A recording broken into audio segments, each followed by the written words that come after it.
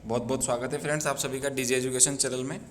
आज आपके लिए लेकर आए हैं ध्वनि चैप्टर के ध्वनि टॉपिक के 20 इंपॉर्टेंट क्वेश्चन। तो पहला प्रश्न देखते हैं। पहला प्रश्न लिखा हुआ है पराश्रव्य तरंगे हैं। तो पराश्रव्य जो तरंगे हैं फ्रेंड्स, वो पराश्रव्य तरंगे होती है 20,000 हर्ट्ज से अधिक आवृत्ति वाली जो तरंगे हैं वो पराश्रव्य तरंगे कहलाती है। अल्ट्रासोनिक वेव्स जिसे कहते हैं। तो 20,000 से अधिक तरंग वाला ऑप्शन इसमें है 20 किलोहर्ट्ज से अधिक। तो ऑप्शन नंबर 2 करेक्ट आंसर हो जाएगा। ऑप्शन नंबर 2 इसका करेक्ट आंसर हो जाएगा। 20 किलोहर्ट्ज से अधिक वाली जो तरंगे हैं वो पराश्रव्य तरंगे हो जाएगी। सामान्य रूप से 3 प्रकार की तरंगे हैं। पहली अपश्रव्य। तो अपश्रव्य जो तरंगे हैं 20 हर्ट्ज से कम वाली जो तरंगे हैं अपश्रव्य तरंगे कहलाती है। दूसरी तरंगे हैं श्रव्य तरंगे। तो श्रव्य तरंगे 20 हर्ट्ज से 20,000 हर्ट्ज के मध्य की जो तरंगे हैं वो श्रव्य तरंगे कहलाती है। मानव कान के द्वारा श्रव्य तरंगे आसानी से सुनी जा सकती है और इस रेंज को मानव कान के द्वारा सुना जा सकता है। इसके अलावा जो तीसरे प्रकार की तरंगे हैं वो पराश्रव्य तरंगे कहलाती है। जो पराश्रव्य तरंगे हैं वो 20,000 हर्ट्ज से अधिक आवृत्ति वाली तरंगे पराश्रव्य तरंगे कहलाती है। 20,000 को हम 20 किलो भी बोल सकते हैं। तो 20 किलो हर्ट्ज वाला ऑप्शन नंबर 2 इसका करेक्ट आंसर हो जाएगा। क्वेश्चन नंबर 2 देखते हैं। पराश्रव्य तरंगे मनुष्य द्वारा सुनी जा सकती है। पिछले क्वेश्चन में आपको बताया कि मानव के कान के द्वारा जो सुनने की क्षमता होती है वो 20 हर्ट्ज से 20,000 हर्ट्ज के मध्य की तरंगों को ही मानव के कान के द्वारा सुना जा सकता है। इसलिए पराश्रव्य जो तरंगे हैं 20,000 हर्ट्ज से अधिक होती है। इस वजह से हमारा कान इनको नहीं सुन सकता। तो ऑप्शन नंबर 2 राइट आंसर हो जाएगा। पराश्रव्य तरंगे मनुष्य के द्वारा तो नहीं सुनी जा सकती। प्रश्न नंबर 3 है ध्वनि का तारत्व निर्भर करता है। तारत्व होता है फ्रेंड्स किसी ध्वनि का तीक्ष्ण या भारी होने का जो लक्षण है वो तारत्व कहलाता है। और तारत्व जो होता है आवृत्ति पर निर्भर करता है। ध्यान रखिएगा, आप चाहें तो नोट कर लें। ध्वनि का जो तारत्व है वो आवृत्ति पर निर्भर करता है। तो ऑप्शन नंबर 1 इसका करेक्ट आंसर हो जाएगा। ध्वनि का तारत्व निम्न में से किस पर निर्भर करता है? आवृत्ति पर निर्भर करता है। चलिए अगला प्रश्न है प्रश्न नंबर 4। निमग्न वस्तुओं का पता लगाने के लिए किसका उपयोग करते हैं? निमग्न वस्तुएं अर्थात जो पानी में है या पानी में डूबी वस्तुएं, उन्हें निमग्न वस्तुएं कहेंगे। तो ऑप्शन नंबर 1 है राडार। तो राडार तो हो ही नहीं सकता। राडार तो आकाश में उड़ते हुए वायुयानों, रॉकेट और इस तरह की वस्तुओं का पता लगाने में रेडियो तरंगों के माध्यम से इसका उपयोग किया जाता है। तो ऑप्शन नंबर 3 करेक्ट आंसर हो जाएगा। सोनार जो है समुद्र में डूबी हुई वस्तुओं का पता लगाने के काम में आता है। वास्तव में सोनार जो है वो समुद्र की गहराई नापने, समुद्र में डूबी हुई वस्तुओं, पनडुब्बियों की स्थिति, उनकी चाल ज्ञात करने में उपयोग में लाया जाता है। तो इसका जो राइट आंसर हो जाएगा ऑप्शन नंबर 3 हो जाएगा सोनार। अगला प्रश्न है ध्वनि तरंगे नहीं चल सकती है। तो ध्वनि जो तरंगे हैं वो कहाँ नहीं चल सकती है? तो ध्वनि तरंगे द्रव माध्यम में हमें पता है चलती है। ठोस माध्यम में भी हम ध्वनि को सुन सकते हैं, गैस में भी ध्वनि को सुन सकते हैं। तो ध्वनि तरंगों को किसी न किसी माध्यम की आवश्यकता होती है चलने के लिए। तो ऑप्शन नंबर 4 इसका राइट आंसर हो जाएगा। निर्वात में ध्वनि तरंगे नहीं चल सकती। यही कारण है कि चंद्रमा पर हम जो बात करते हैं वो आपस में, चंद्रमा में जो अंतरिक्ष यात्री हैं उनके द्वारा आपस में की गई बातें एक दूसरे के द्वारा नहीं सुनी जा सकती, क्योंकि वहाँ पर वायुमंडल अनुपस्थित होता है। इस वजह से, और क्योंकि ध्वनि को चलने के लिए या गमन करने के लिए ध्वनि तरंगों को वायुमंडल की या किसी न किसी माध्यम की आवश्यकता होती है। अगले प्रश्न की तरफ चलते हैं। सोनार में किन तरंगों का उपयोग किया जाता है?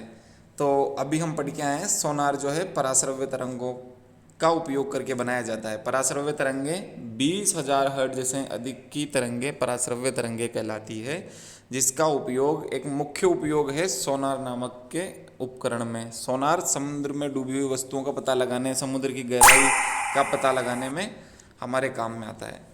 दूसरा, एक और हमें ध्यान रखना चाहिए कि पराश्रव्य तरंगों का उपयोग अल्ट्रासोनोग्राफिक मशीनों में भी किया जाता है।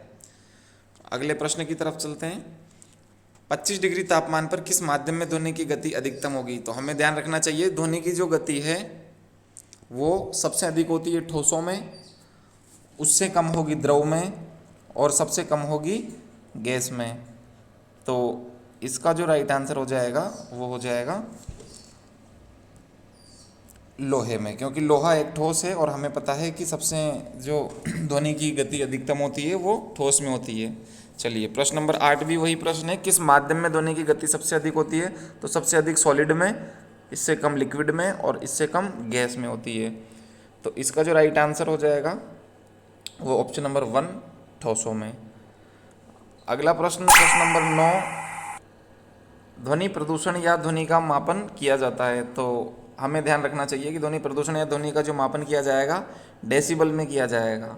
ध्वनि प्रदूषण को हम डेसिबल में, डेसिबल के आधार पर ध्वनि को नापते हैं। वास्तव में डेसिबल ध्वनि की प्रबलता का मात्रक होता है। तो यहाँ पर जो ऑप्शन नंबर 1 है वो करेक्ट आंसर हो जाएगा। डेसिमल तो ऑप्शन नंबर 2 डेसिमल है, तो डेसिमल तो दशमलव को कहेंगे। और कैंडेला है, जो कैंडेला ज्योति तीव्रता का मात्रक होता है। ऑप्शन नंबर 4 जूल, तो जूल जो मात्रक है कार्य एवं ऊर्जा का मात्रक है। चलिए अगले प्रश्न की तरफ चलते हैं। प्रश्न नंबर 10, कौन सी घटना ध्वनि और प्रकाश दोनों में घटित नहीं होती है? काफ़ी इंपॉर्टेंट प्रश्न है फ्रेंड्स, तो हम थोड़ा सा आइडिया लगाकर इस प्रश्न को कर सकते हैं। प्रश्न ऑप्शन नंबर 1 है परावर्तन। तो हमें पता है परावर्तन जो है वो एक माध्यम से टकराकर पुनः उसी माध्यम में लौटना परावर्तन कहलाता है। तो प्रकाश और ध्वनि दोनों में परावर्तन आसानी से घटित होता है। ऑप्शन नंबर 3 है अपवर्तन। अपवर्तन का अर्थ है एक माध्यम से दूसरे माध्यम में जाना। तो प्रकाश और ध्वनि दोनों एक माध्यम से दूसरे माध्यम में आसानी से प्रवेश कर जाती है। ऑप्शन नंबर 4 है विवर्तन। विवर्तन में क्या होता है कि अगर किसी अवरोध पर कोई तरंग टकराए तो वो उसके किनारों से मुड़ जाए। तो विवर्तन प्रकाश में भी घटित होता है और ध्रुवण में भी घटित प्रकाश में भी घटित होता है और ध्वनि तरंगों में भी घटित होता है। तो ऑप्शन नंबर 2 इसका करेक्ट आंसर हो जाएगा ध्रुवण। यानी कि ध्रुवण जो घटना है वो केवल प्रकाश तरंगों में घटित होती है। ध्रुवण जो घटना है केवल प्रकाश तरंगों में घटित होती है, ना कि ध्वनि तरंगों में। ध्वनि तरंगों में ध्रुवण घटना इसलिए नहीं घटित होती है क्योंकि ध्वनि जो तरंगे हैं, ध्वनि तरंगे अनुदैर्ध्य प्रकार की तरंगे होती है। इस वजह से ध्वनि तरंगों में ध्रुवण घटना संपन्न नहीं होती। अगला प्रश्न है प्रश्न नंबर 11, स्पष्ट ध्वनि सुनने के लिए परावर्तक तल व ध्वनि स्रोत के मध्य कम से कम कितनी दूरी होनी चाहिए? तो स्पष्ट ध्वनि सुनने के लिए अवरोध और ध्वनि स्रोत के मध्य मिनिमम दूरी होनी चाहिए 17 metre. Option number 2 correct answer हो जाएगा। आप सभी इसे नोट कर लें, याद रख लें। प्रश्न नंबर 12 है सोनोग्राफी में किन तरंगों का उपयोग किया जाता है? तो हमें बिल्कुल ध्यान रखना चाहिए कि पराश्रव्य तरंगों का उपयोग सोनार तथा सोनोग्राफी नामक उपकरणों में किया जाता है। अगला प्रश्न है महिलाओं की आवाज़ पुरुषों की तुलना में तीक्ष्ण या सुरीली क्यों होती है? महिलाओं की आवाज़ पुरुषों की तुलना में सुरीली क्यों होती है? तो ध्वनि का एक गुण होता है तारत्व। तारत्व से आशय है कि ध्वनि का वह लक्षण जिसके माध्यम से हमें यह पता चले कि ध्वनि तीक्ष्ण है या भारी है। क्योंकि महिलाओं का तारत्व अधिक होता है, इस वजह से उनकी आवृत्ति अधिक होती है। तो महिलाओं की जो आवाज़ होती है वो सामान्य रूप से तीक्ष्ण या सुरीली होती है। तो इसका जो राइट आंसर हो जाएगा ऑप्शन नंबर 3 हो जाएगा। महिलाओं की आवाज़ का तारत्व अधिक होता है, या दूसरे तरह से कहें कि तारत्व अधिक होता है तो आवृत्ति भी अधिक होती है। अगला प्रश्न है ध्वनि तरंगों की प्रकृति होती है, हमें याद रखना है अनुदैर्ध्य प्रकार की तरंगे होती है ध्वनि तरंगे। प्रश्न नंबर 15 अगले प्रश्न की ओर चलते हैं। स्टेथोस्कोप ध्वनि के किस सिद्धांत पर कार्य करता है? स्टेथोस्कोप सामान्य रूप से डॉक्टर उपयोग में लेते हैं और वो हमारे हृदय की धड़कन का पता लगाते हैं। तो स्टेथोस्कोप का जो सिद्धांत है वो परावर्तन के नियम पर आधारित है। हृदय की धड़कन से जो ध्वनि उत्पन्न होती है वो परावर्तित होकर स्टेथोस्कोप के माध्यम से डॉक्टर के कानों में आसानी से सुनाई देती है। प्रश्न नंबर 16 है किस एक में ध्वनि की गति अधिकतम होगी? तो हमें पता है कि ध्वनि की गति ठोस माध्यमों में अधिक होती है। दो ध्वनियों में अंतर किस गुण के कारण संभव है? दो समान प्रकार की या लगभग समान प्रकार की ध्वनियों में अंतर जो है वो गुणता के कारण संभव है। गुणता एक प्रकार का ध्वनि का गुण है जिसके माध्यम से दो अलग अलग प्रकार की ध्वनियों में आसानी से अंतर किया जा सकता है। जैसे कोई गाड़ी है पल्सर और कोई मोटरसाइकिल है स्प्लेंडर, तो दोनों का हॉर्न आवाज़ तो लगभग सेम है, लेकिन उनका उनमें जो ध्वनि का गुण है वो गुणता के कारण हम उनमें आसानी से अंतर कर सकते हैं। प्रश्न नंबर 18 है, वायु में ध्वनि का वेग होता है, तो हमें ध्यान रखना है 0 डिग्री सेंटीग्रेड पर वायु में ध्वनि का वेग 332 मीटर पर सेकंड इसका आंसर हो जाएगा ऑप्शन नंबर 1। राडार के आविष्कारक हैं, तो राडार का आविष्कार किया था टेलर व यंग ने। अगला प्रश्न है, सेना पुल को पार करती है तो सैनिकों को कदम से कदम न मिलाकर चलने का निर्देश दिया जाता है। क्यों निर्देश दिया जाता है?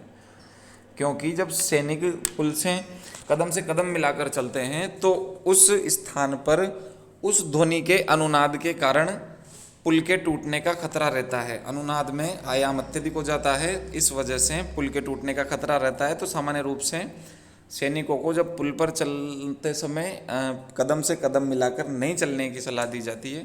धन्यवाद।